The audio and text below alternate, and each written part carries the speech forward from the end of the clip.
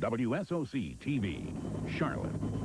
Coverage of all the Carolinas from the Carolinas News Team. Jim Bradley, Tracey, Neale, AMS meteorologist Terri Bennett, and sports with Brett McMillan. This is Eyewitness News at 11. Good evening. Our top story in the Carolinas tonight. Kids who skip school will now face tough penalties, and so will their parents. School officials and police say truancy causes a lot of problems. It leads to crime, and, of course, it prevents kids from getting an education. But Charlotte-Mecklenburg schools have a plan of attack to combat truancy. It's a community approach involving schools, police, businesses, and you too. Channel 9's Kim Bratton has details for us tonight, live in the newsroom. Kim? Well, it's called TNT, Tolerate No Truancy. The law itself isn't new, but there is new determination to enforce it. If Rashawn Jones, Anthony Real, and Corey McCree are out riding bicycles during school hours next week, Charlotte police will pick them up.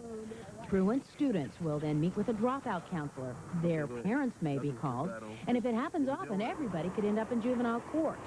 It may sound like a tough policy, but 13-year-old Rashawn thinks it's smart. I think it's good because they should stay so they can get their education and grow up and get a good job and everything. So what's in your bag? School supplies. What'd you get? 3 things, a note with paper. Turquoise Gerard knows kids that don't go to school and says the TNT policy will help them. They need to realize that they need the education for them to get a better job. Even this 4th grader riding his Christmas bike sees the necessity of staying in school. They won't have good jobs, and they'll end up in jail, and they end up turning out to be bums. This parent agrees. It will discourage kids from doing it, you know, if they get caught one time, or not even get caught one time, just knowing that they are enforcing it. The push to enforce the truancy law dates back to the shooting of police officer Gene Griffin 14 months ago.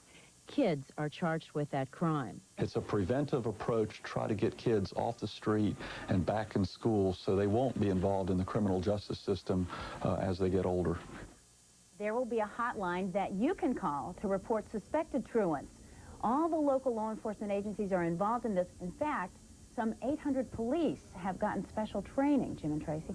Well, Kim, Charlotte police not only see long-term benefits to this new truancy policy, but they expect some very favorable short-term results as well. Captain O'Hare from Charlotte's Youth Bureau believes it'll, first of all, cut down on crime. We think that a lot of the crimes committed during the daytime, in particular house break-ins, larcenies, larcenies from vehicles, are possibly committed by kids who should be in school. Captain John O'Hare thinks that getting kids back in school will have a direct impact on Charlotte's crime rate. Now, to give you an idea of what kind of crime rate Captain O'Hare is talking about, last year alone, police in Mecklenburg County arrested more than 800 juveniles for various crimes. And York County officials referred more than 1,000 teens to the Department of Youth Services. That's the most from any South Carolina county. It is quiet at the Gaston County Jail tonight, but that was not the case earlier today. Inmates threw their food trays and broke lights inside the jail. The disturbance comes one day after an inmate on the same cell block set his mattress on fire. Prison officials say 17-year-old Jeremy Foster set the fire.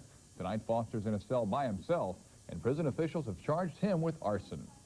Some prisons in North Carolina may be getting help from the state. Lawmakers are considering a plan which would consolidate 30 small prisons by building 5 new larger ones. A committee recommends the plan for a way to cut the state budget. A Charlotte woman is killed in a traffic accident at the Gator Bowl. Terry Pfister was thrown from a vehicle as it flipped over along an interstate in Jacksonville, Florida. Florida police are investigating how the accident happened. Pfister is a graduate of Charlotte Latin School and was a senior at NC State. And police in Florida tonight are looking for 3 men who robbed another man and then set him on fire. Topping news across the nation. Police say Christopher Wilson was robbed after leaving a store. They say 3 men then poured gasoline on him and set him on fire. Tonight, Wilson has 2nd and 3rd degree burns. Police are searching for the 3 suspects and a motive. An oil tanker is still burning tonight off the Florida coast near Jacksonville. Firefighters have been trying all day long to put it out. It started yesterday after an explosion there. 1 worker was killed and 2 firefighters were injured. It's not clear what sparked the explosion. So moviegoers in Dallas, Texas are feeling pretty lucky tonight. A janitor found a pipe bomb under a seat at a theater showing the movie Malcolm X. A timer was set to go off, but it malfunctioned. Police say that mistake saved a lot of lives. The Bureau of Alcohol, Tobacco, and Firearms is investigating. The UN Secretary General is the target of protests in Somalia. Topping news around the world tonight. Hundreds of protesters blocked the entrance of the UN headquarters in Somalia. The people blame UN Secretary General Boutros Ghali for their country's collapse. He's in Africa now to negotiate peace talks among rival warlords. It has been another day of bloodshed in Israel. Israeli soldiers shot and killed a Palestinian youth today in an occupied refugee camp. Gunfire wounded a dozen more Palestinians. The fighting started after a two-day curfew was lifted on the Gaza Strip. Talks to end the fighting in Sarajevo failed today. Leaders for the Serbs and Bosnians met face-to-face but made little progress.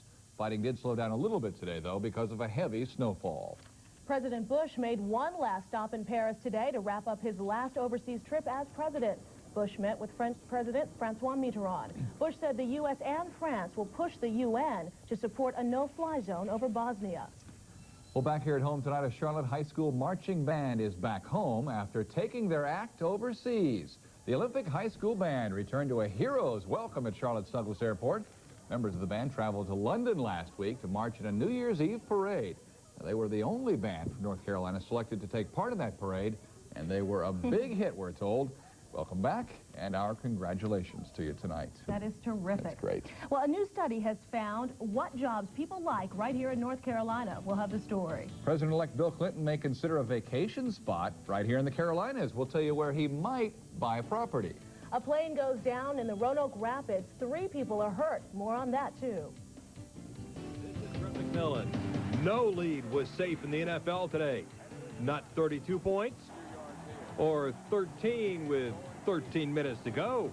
I'll have all the highlights coming up in sports. The cloud cover has cleared a little bit for us tonight, but it'll be back again tomorrow. And the rain is not too far behind it, but it'll be dry to start in the morning with temperatures close to 37.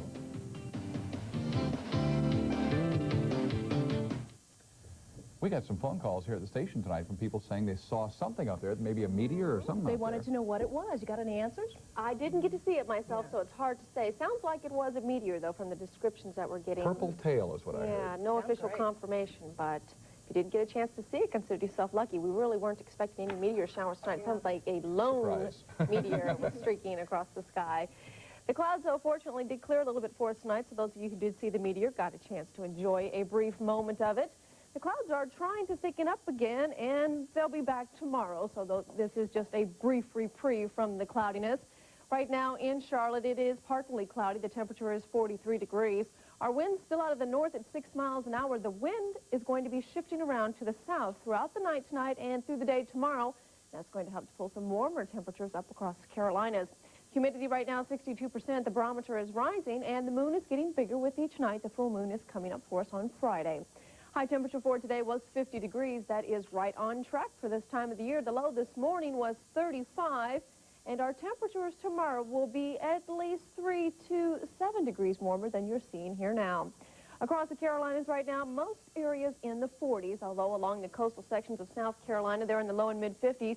Cape Hatteras right now with 57 degrees. They had some sunshine this afternoon and also enjoyed an afternoon high of 61 degrees. The clouds, they have broken up over the Carolinas for the moment, and we're going to start seeing some of this move back up across the western sections of the Carolinas throughout the night tonight and certainly throughout the day tomorrow, because there is a big storm not far to the west of us. At 6 o'clock, we were starting to see some showers and thunderstorms develop over the central and southern plains. Well, they have really grown in aerial coverage over the last 6 hours. Right now, nearly the entire state of Missouri covered with rain and even some thunderstorms. It's kind of a wintry mix up here along the Illinois-Michigan state line and even into the New England area. And along the coast of Florida, they're seeing a little bit of light rain shower activity tonight as well. Pacific Northwest is gearing up for yet another big winter storm. Already as much as 9 inches of snow has fallen in parts of Washington state, and they're just going to keep getting snow throughout the night, throughout the day tomorrow. Really going to be piling up for them. The western ski resorts have had a